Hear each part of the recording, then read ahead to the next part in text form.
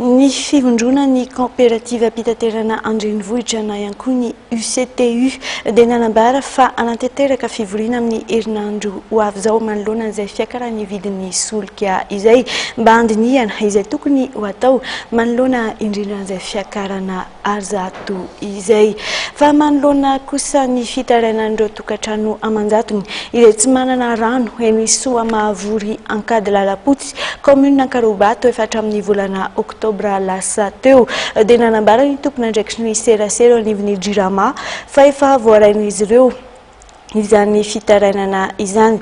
Hatreto dia mbola tsy voafaritra mazava ny antony nahatonga izay fahatapahan-drano izay fa efa misy kosa ny fidinan'ny Jirama eny an-toerana hijery ny zava-misy ahafahany mitady vahaolana mba ahafahan'ireo mponina eny an-toerana misitraka rano fisotro madio. Mahakasika hatrany kosa ny herinaratra izay mila tomombana ny rehetra entina hiatrehana ny fivoriana an-tampony izay ho raisin'i Madagasikara amin'ity taona ity.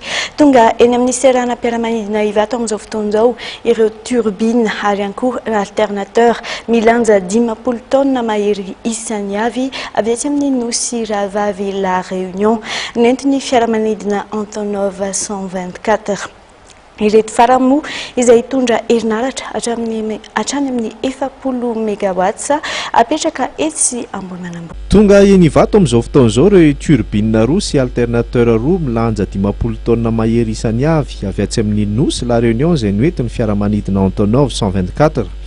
Apetraka eny Ambohimanambola izy ity ka mamokatra herinaratra 40 mégawatt ho an'Antananarivo mba hiantrehana ny fandraisana ireo fiaonana tampony hifanesy eto amintsika ny Comesa sy ny francophonie. Varavarana misokatra ao Madagasikara mantsy ireo fivorian'ireo ka mila atao tomombana ny zavatra rehetra.